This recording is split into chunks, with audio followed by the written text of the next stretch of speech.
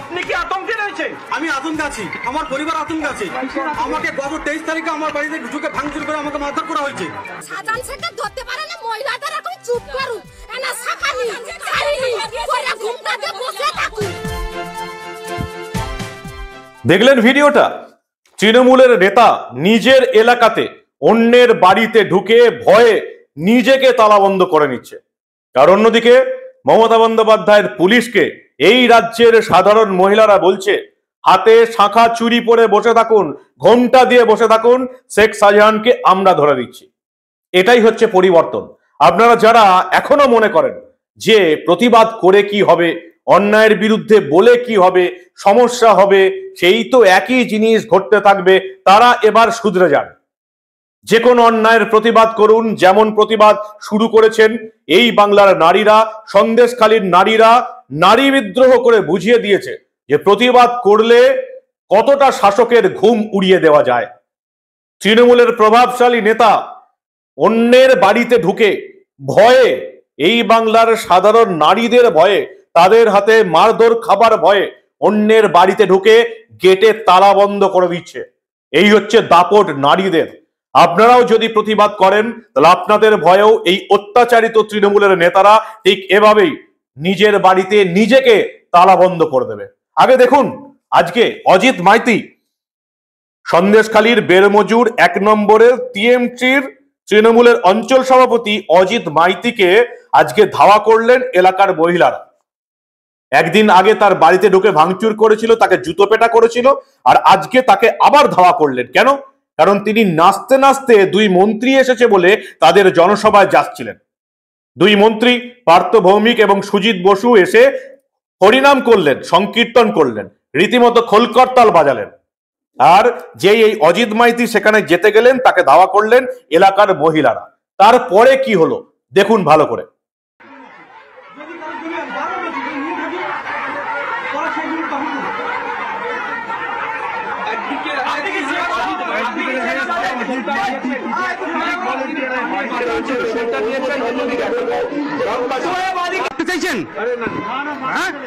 গাড়ি থেকে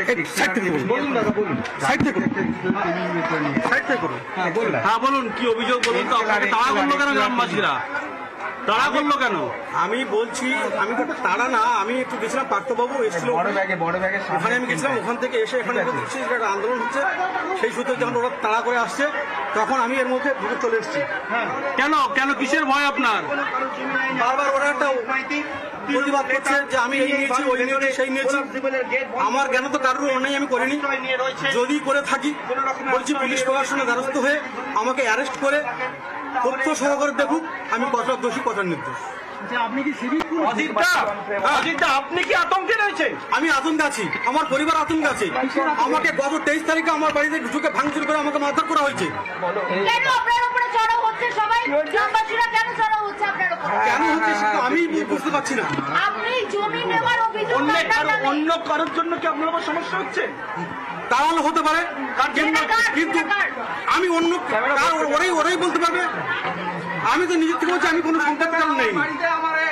নেতারা বলছেন, পার্থ ভৌমিক এবং সুজিত বসু দাবি করছেন যে অজিত মাইতি দলের কেউ নন। একদিন আগে তারা বলেছিলেন যে এই যে শেখ সিরাজ, তিনি কেউ নন, তাকে অঞ্চল সভাপতি পদের থেকে সরিয়ে দেওয়া হয়েছে। এখন অজিত মাইতিকে দায়িত্ব দেওয়া হয়েছে। যেই অজিত মাইতির বিরুদ্ধেও জমি দখলের অভিযোগ উঠলো, নারী নির্যাতনের অভিযোগ উঠলো, প্রচুর পুরুষ মহিলা অভিযোগ করলেন সেও জমি দখল করে নিয়েছে, তখনই মন্ত্রীরা বলছেন কি যে অজিত মাইতি দলের কেউ নন, তাকে আগেই পদ থেকে সরানো হয়েছে। আর অজিত মাইতি বলছেন তিনি ইস্তফা দিয়ে দেবেন, তৃণমূলের অঞ্চল সভাপতি বেরবেজুর 1 নম্বর থেকে ইস্তফা দিয়ে দেবেন। ভাবুন, এলাকার নেতা বলছে ইস্তফা দিয়ে দেবেন, মন্ত্রীরা বলছেন তাকে সরিয়ে দেওয়া হয়েছে। এটাই হচ্ছে নারী বিদ্রোহ, নারীদের দাপট। এই দাপটের চোটে ভয় পেয়ে গেছে তৃণমূলের নেতারা। পুলিশকে চোখে আঙুল দিয়ে, চোখে চোখ রেখে আঙুল তুলে শাসানি দিচ্ছে এলাকার মহিলারা। পুলিশকে বলছে হাতে চুরি পরে বসে থাকুন, শেখ শাহজাহানকে আমরা ধরে দিচ্ছি। দেখুন ভালো করে, এই বাংলার যেসব মহিলা, বিশেষ করে বসিরহাটের সাংসদ নুসরত জাহান, যিনি এখনো টিকটক বানিয়ে যাচ্ছেন, তাদের অনেক কিছু শেখা আছে এই অসাধারণ মহিলাদের কাছ থেকে। দেখুন আপনারা। একটু একটু বাচ্চা পরীক্ষা দিতে পারে, উচ্চ মাধ্যমিক পরীক্ষাটা কি কারণে দিতে পারেন, কেন দিতে পারেন? এই সন্দেশখালী পুলিশের জন্য তো। আগের বার যখন মারপিটটা হয়েছিল এরকম সন্দেশখালী পুলিশ থাকলে আমাদের মাঠে ঘাটে লুকাতে হতো। হতো কি এই এক বছর বাচ্চাটা পরীক্ষা পিছিয়ে গেছে, কেটাই হবে।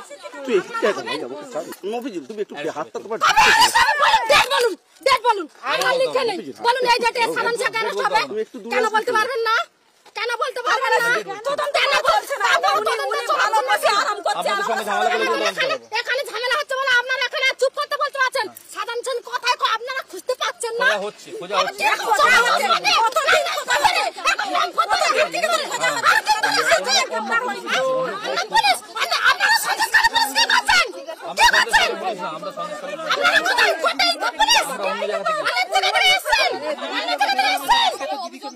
সাধারণ শেখা ধরতে পারে না, মহিলাদের এখন চুপ করুন, এনা শাখানি ছাড়িনি করে ঘুমটা দিয়ে বসে থাকুন, তবে মমতার পুলিশ চুপ করবে। মমতা 1000 টাকা 500 টাকা দিয়ে আর মহিলাদের বলছে চুপ করুন, চুপ করুন।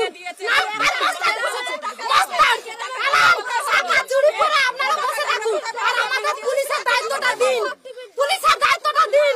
এতদিন সাধারণ শেখা খুঁজে বের করতাম, সাধারণ শেখা খুঁজে বের করতাম, চাই না আমরা মমতার সহযোগিতা, চাই না আমরা মমতার সহযোগিতা, চাই না আমরা যে এরকম আগে মমতা টাকা দিত না আমরা বাঁচতাম না।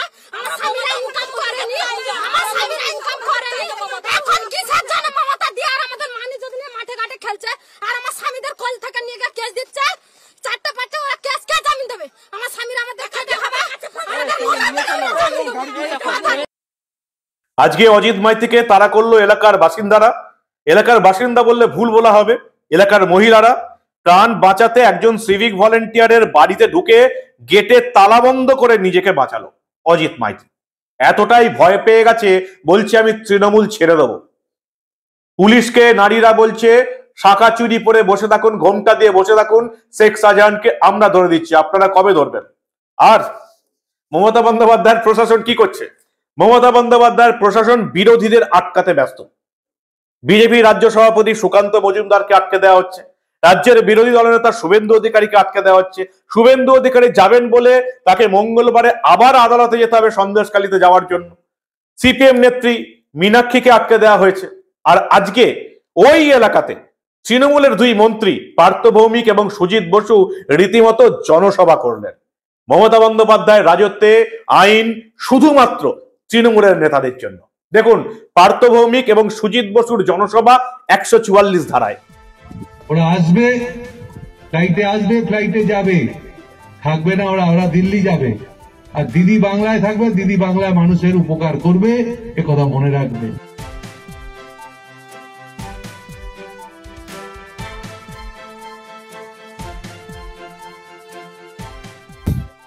আর অন্যদিকে বাংলার মানুষকে মূর্খ ভেবে একের পর এক মিথ্যা কথা বলে বাংলার মানুষকে ভুল বোঝানোর চেষ্টা করেই যাচ্ছেন আঞ্চলিক তৃণমূলের সর্বভারতীয় সাধারণ সম্পাদক অভিষেক বন্দ্যোপাধ্যায়। পিসির মতো ভাইপো এত মিথ্যা কথা বলতে পারে, কিন্তু বাংলার মানুষকে কি এই মিথ্যা কথা বলে আর ভুলিয়ে রাখা যাবে? অভিষেক বন্দ্যোপাধ্যায় বলছেন যে হাইকোর্টের নির্দেশের কারণেই রাজ্য পুলিশ গ্রেপ্তার করতে পারছে না শেখ শাহজাহানকে। হাইকোর্ট সে হাত বেঁধে রেখেছে রাজ্য পুলিশের। কে বললেন? অভিষেক বন্দ্যোপাধ্যায়। ঠিক কি বললেন শুনুন আপনারা। যে ঘটনাটা ঘটেছিল, যেখানে ইডি আধিকারিকদের উপর হামলা চালানো হয়েছিল বলে তারা অভিযোগ করেছিল এবং তারাই এফআইআর করেছিল, ইডির আধিকারিকরা। সেখানে কলকাতা হাইকোর্টের মাননীয় বিচারপতি জয় সেনগুপ্তর বেঞ্চ একটি অর্ডার দেয় যে একটা এসআইটি তৈরি হবে, যেখানে রাজ্য প্রশাসন, রাজ্য পুলিশের একজন কর্তা থাকবে, প্রতিনিধি থাকবে, এবং সিবিআই এর একজন প্রতিনিধি থাকবে, এবং স্পেশাল ইনভেস্টিগেটিং টিম তৈরি হবে, এসআইটি। খুব সম্ভবত 10-12 দিন পরে ইডি অ্যাপিল করে মাননীয় হাইকোর্টের প্রধান বিচারপতির বেঞ্চে অ্যাপিল করে তারা স্টে চায়, এবং ইডির অ্যাপিল অনুযায়ী কলকাতা হাইকোর্টের প্রধান বিচারপতির বেঞ্চ সেই স্টে মঞ্জুর করে। স্টে মানে ইনভেস্টিগেশন হবে না, স্টে মানে কাউকে অ্যারেস্ট করা যাবে না, স্টে মানে কাউকে নোটিশ পাঠিয়ে ডাকা যাবে না। তা হাইকোর্ট যদি বিচার ব্যবস্থা যদি রাজ্য পুলিশ প্রশাসনের হাত পা বেঁধে দেয়, এফআইআর স্থগিত করে দেয়, তাহলে পুলিশ অ্যারেস্ট করবে কোত্থেকে? পিসি যেমন মিথ্যাবাদী, ভাইপো তেমনি আর এক কাঠি উপরে। অভিষেক বন্দ্যোপাধ্যায় বলছেন হাইকোর্ট নাকি তাদের হাত বেঁধে রেখেছে। ইমিডিয়েটলি হাইকোর্টের বিচারপতিদের উচিত কন্টেম্প টু কোর্ট বলে অভিষেক বন্দ্যোপাধ্যায়ের কোমরে দড়ি বেঁধে হাজতে ঢোকানোর নির্দেশ দেওয়া। কারণ তিনি আদালতকে ছোট করছেন। হাইকোর্টের নামে মিথ্যা কথা বলছেন ভারতের একজন সম্মানীয় সাংসদ। ভারতের একজন সাংসদ কলকাতা হাইকোর্টকে নিয়ে জলজ্যান্ত মিথ্যা কথা বলছেন। অভিষেক বন্দ্যোপাধ্যায় বলছেন যে শেখ শাহজাহানকে হাইকোর্টের নির্দেশের কারণেই গ্রেপ্তার করতে পারছে না রাজ্য পুলিশ। আসল ঘটনাটা কি? আসল ঘটনা হয়েছে, আপনারা জানেন রেশন দুর্নীতি কাণ্ডে শেখ শাহজাহানকে খুঁজছে ইডি। এই রেশন দুর্নীতি কাণ্ডে তার বাড়িতে তল্লাশি চালাতে গিয়েই ইডি আধিকারিকরা শেখ শাহজাহানের দলবলের হামলার মুখে পড়েন। সেই মামলায় সিট স্পেশাল ইনভেস্টিগেশন টিম গড়ে তদন্তের নির্দেশ দিয়েছিল হাইকোর্ট। সেই নির্দেশ স্থগিতাদেশ হয়ে গেছে হাইকোর্টেই, এবং সেই সিটের উপর স্থগিতাদেশ দিয়ে আপাতত ঘোষণা করা হয়েছে যে এই সিট স্থগিতাদেশ থাকলো। অর্থাৎ রেশন দুর্নীতি কাণ্ডে ইডি যে তদন্ত করছে সেই তদন্তে স্থগিতাদেশ দিয়ে দেওয়া হয়েছে। কিন্তু তার সঙ্গে এই সন্দেশখালীর নারী নির্যাতন, সন্দেশখালী শেখ শাহজাহানের বাহিনীর জমি দখল, এর সঙ্গে দূর দূরান্তে কোনো সম্পর্ক নেই। বাংলার মানুষকে দেশের একজন সাংসদ অভিষেক বন্দ্যোপাধ্যায় মিথ্যা বলে, হাইকোর্টের নামে মিথ্যা বলে ভুল বোঝানোর চেষ্টা করছেন। শেখ শাহজাহানের বিরুদ্ধে সন্দেশখালীতে সাধারণ মানুষ জমি দখলের অভিযোগ তুলেছে। শেখ শাহজাহানের বিরুদ্ধে এই বাংলার সাধারণ নারীরা শারীরিক শোষণের অভিযোগ তুলেছে, শারীরিক নির্যাতনের অভিযোগ তুলেছে। শেখ শাহজাহানের দলবল এই বাংলার নারীদের নিয়ে গিয়ে নিজেদের বিছানা গরম করত, এই অভিযোগ উঠেছে। ইতিমধ্যে আপনারা জানেন 3 জন তৃণমূলের নেতাদের বিরুদ্ধে হাইকোর্ট আদালতের নির্দেশে, বসিরহাট আদালতের নির্দেশে, যেখানে গোপন জবানবন্দি দিয়েছেন এই বাংলার নারীরা। 2 জন নারী গোপন জবানবন্দি দিয়েছেন। তাদের গোপন জবানবন্দির জন্য বসিরহাট আদালত তৃণমূল নেতাদের বিরুদ্ধে গণ শারীরিক নির্যাতনের অভিযোগ দায়ের করে মামলা দায়ের করতে বলেছে, এবং যারা হচ্ছে এই শেখ শাহজাহানের দলবল। শেখ শাহজাহানের বিরুদ্ধেও রাজ্য পুলিশকে ওই একই ধারায় মামলা করতে হবে। আর অভিষেক বন্দ্যোপাধ্যায় বলছেন হাইকোর্ট নাকি হাত পা বেঁধে দিয়েছে রাজ্য পুলিশের। আর কত মিথ্যা কথা বলবেন? হাইকোর্টের নামে মিথ্যা। রাজনৈতিক নেতারা এরকম প্রচুর মিথ্যা কথা বলেই থাকে। পিসি ভাইপোকে আমরা প্রতিদিন মিথ্যা বলতে দেখি, কিন্তু হাইকোর্টের নামে মিথ্যা। হাইকোর্ট রাজ্য পুলিশের হাত পা বেঁধে দিয়েছে। সন্দেশখালী কাণ্ডের সঙ্গে হাইকোর্টের ইডি সংক্রান্ত কাণ্ডের দূর দূরান্তে কোনো সম্পর্ক নেই। সিট স্পেশাল ইনভেস্টিগেশন টিমে 50% নাকি কেন্দ্রীয় গোয়েন্দা সংস্থা, 50% নাকি রাজ্য পুলিশের একটা টিম গঠন করে তদন্ত হবে রেশন দুর্নীতি কাণ্ডে ইডি সংক্রান্ত মামলায় শেখ শাহজাহানের বিরুদ্ধে, সেটাতে স্থগিতাদেশ দিয়েছে কলকাতা হাইকোর্ট। তার সঙ্গে এই বাংলার সাধারণ নারীরা, সন্দেশখালীর মহিলারা যে অভিযোগ করছে শেখ শাহজাহানের বিরুদ্ধে জমি দখলের, নারী নির্যাতনের, তার সঙ্গে কোনো সম্পর্ক নেই। পুলিশ দলদাস হয়ে, চটি চাটা হয়ে শেখ শাহজাহানকে গ্রেপ্তার করছে না। পিসি বিধানসভায় দাঁড়িয়ে তার পাশে দাঁড়াচ্ছেন, আর ভাইপো হাইকোর্টের নামে জলজ্যান্ত মিথ্যা কথা বলে চলেছেন। কি বলবেন আপনারা? কি বলবেন বলুন তো? কিন্তু বাংলার নারীদের এই বিদ্রোহ কিন্তু তৃণমূলকে একেবারে কাঁপিয়ে দিয়েছে। তৃণমূল বুঝে গেছে, ওই আমি যেটা বারবার বলি না, বিদ্রোহ কিন্তু বড্ড ছোঁয়াচে।